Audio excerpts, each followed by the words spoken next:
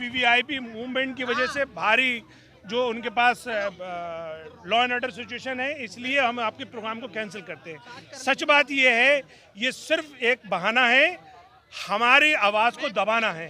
लोकतंत्र में हमारा जो अधिकार है, ख़ास तौर से एक ऐसी घिनौनी बात जिससे पूरी दुनिया में बवाल मच गया हो, हम उसके खिलाफ हैं। और उसके खिलाफ उठाने के लिए अगर ये दिल्ली पुलिस की हरकत है तो ये क्लियर कट लोकतंत्र की। देखिए, ऐसा है कि हमारी डिमांड थी कि यूएपीए के तहत जो नुपुर शर्मा हैं और नवीन कुमार जिंदल हैं उनको गिरफ्तार किया जाए, उनको जेल भेजा जाए, और अब तक कार्रवाई नहीं हुई, इसलिए हम लोग आए थे।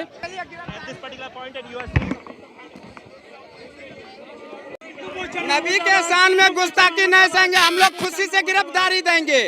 जेल भरो आंदोलन छेड़ेंगे, नहीं तो उसको गिरफ्तारी करे या तो फांसी की सजा दे।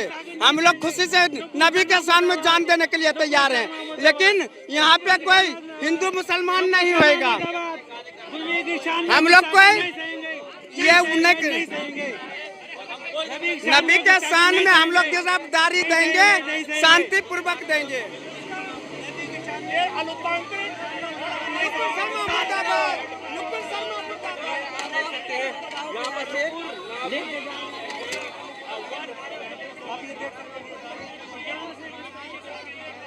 दिल्ली के जंतर मंतर पे आज एमआईएम की जानिब से प्रोटेस्ट का ऐलान किया गया था नुपुर शर्मा और नवीन जिंदल की गिरफ्तारी को लेकर, लेकिन पुलिस ने उनकी मंजूरी को रद्द कर दिया और उसके बाद जो एमआईएम की जो पूरी टीम यहाँ पर आई थी उनको डिटेन कर दिया गया है। आपको बताते हैं, हम पहले जब जंतर मंतर पर प्रोटेस्ट होना था, वहाँ से जब प्रोटेस्ट की इजाज़त नहीं मिली तो तमाम जो मुजाहिरीन थे वो पार्लियामेंट स्ट्रीट पर जो थाना है वहाँ पर पहुँचे थे। वहाँ पर उन्होंने अपनी आवाज़ बुलंद की और उन्होंने डिमांड की कि नुपुर शर्मा को, नवीन जिंदल को जल्द से जल्द गिरफ्तार किया जाए।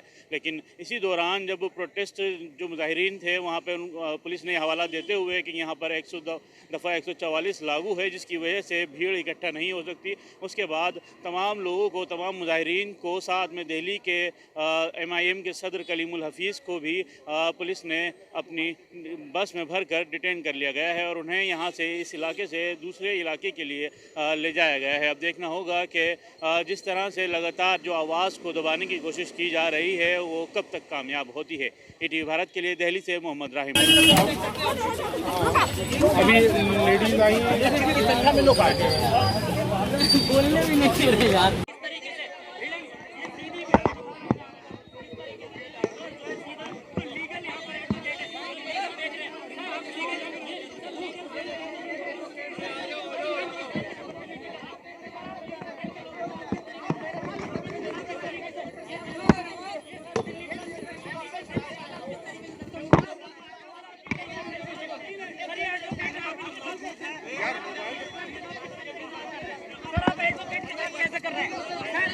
यार थोड़ा पीछे